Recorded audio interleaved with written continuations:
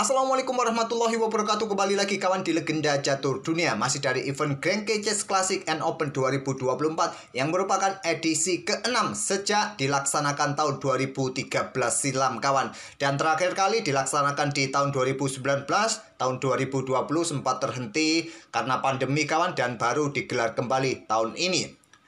Nah, turnamen ini sudah memasuki hari kedua, dan turnamen ini ada kelasnya kawan, kelas klasik dan kelas open. Jika tahun 2019 dan tahun 2015 Magnus Carlsen dua kali juara di tahun itu kawan. Tahun 2019 dia memenangkan kelas klasik, sedangkan untuk kelas opennya dimenangkan oleh Daniel Friedman. Daniel Friedman promosi ke kelas klasik, dan kemarin kita ulas permainan saat kalah oleh Magnus Carlsen kawan. Dan sampai hari kedua ini Richard Rapport memimpin turnamen ini dengan 2 kali kemenangan dan 2 kali remis kawan. Dari 4 game yang dia mainkan mengumpulkan 3 poin, selisih 1 poin atas pesaing-pesaing terdekatnya.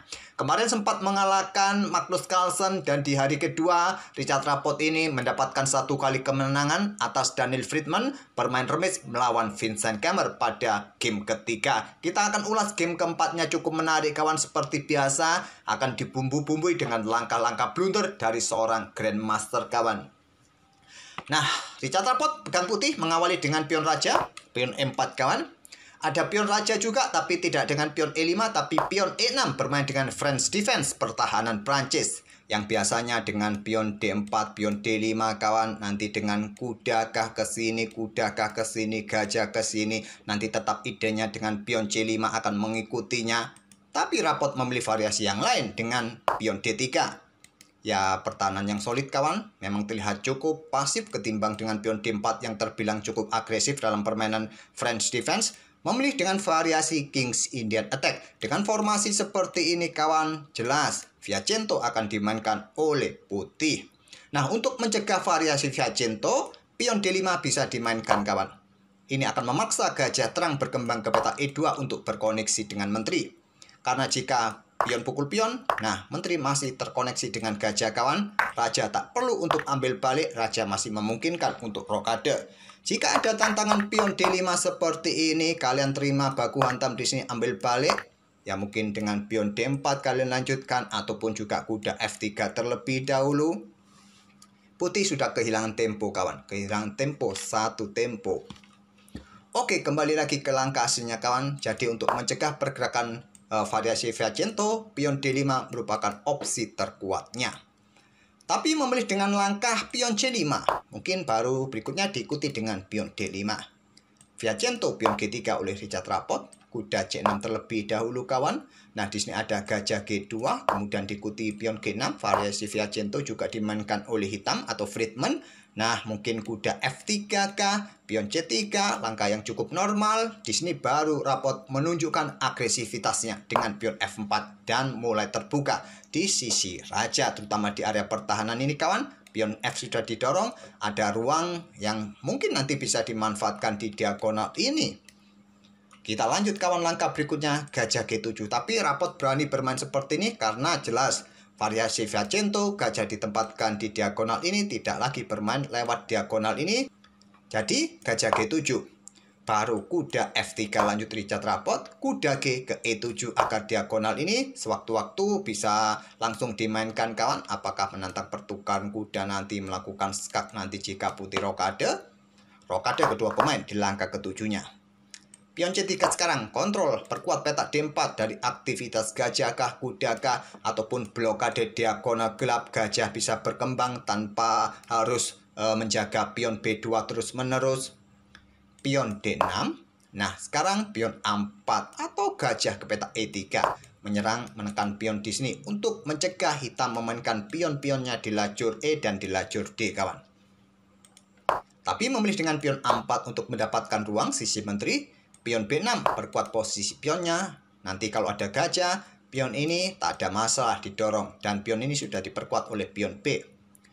Kuda A3, benteng B8 untuk dukungan bagi pertarungan di peta B5.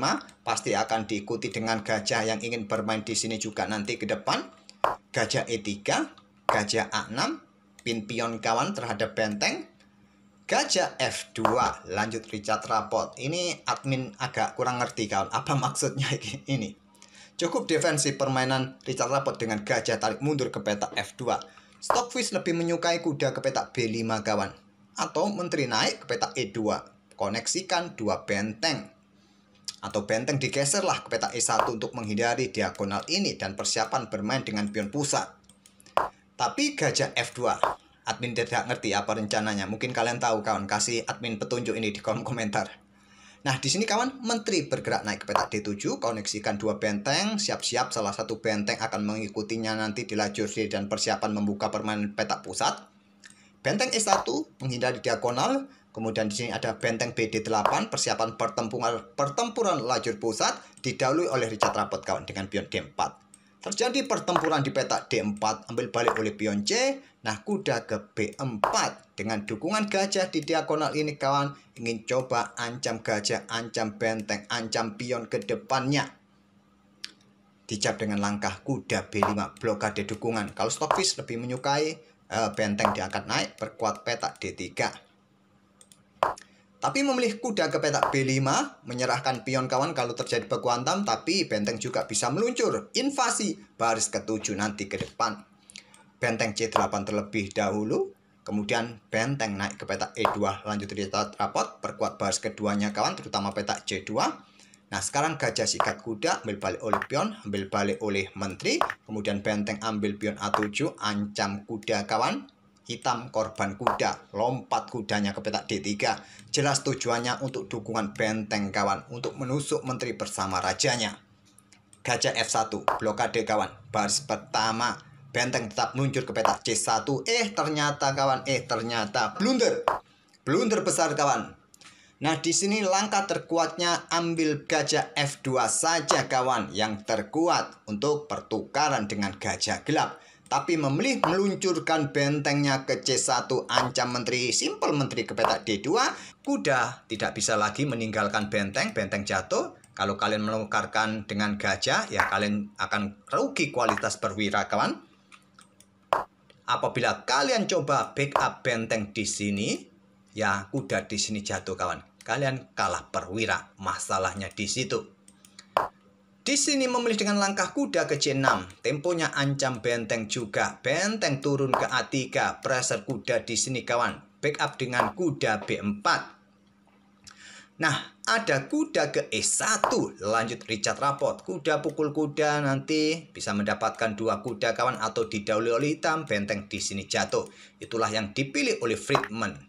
Kuda pukul kuda E1, menteri mendapatkan ganti benteng C1 dan kuda B kembali ke petak D3. Salah kawan, maaf. Kuda B, tadi saya bilang kuda B, tapi yang saya pegang kuda E. Kuda B ke petak D3 kawan, tapi benteng pukul kuda di petak E1, Friedman menyerah. Karena jika kuda ambil menteri, menterinya juga jatuh kawan oleh gajah. Dan sulit juga posisi kuda dalam posisi langsung kena tusuk kawan, sulit melepaskan diri dari tekanan kawan. Nah, kalau menteri ambil pion B2, tentu benteng ambil kuda di sini, putih menang banyak perwira, menang 2 perwira, unggul 1 benteng plus unggul gajah terang juga kawan.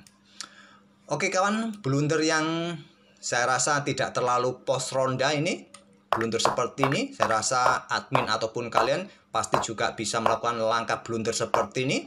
Ternyata kalkulasinya 4-5 langkah baru ketemu kesalahan dari hitam kawan. Setelah menteri bisa bergerak ke petak D2, di sini kuda harus tetap menjaga benteng. Posisi kuda lainnya dalam posisi juga kena serang. Setelah lari pun juga kuda di sini mendapatkan tekanan. Setelah di backup pun ada serangan lain kawan.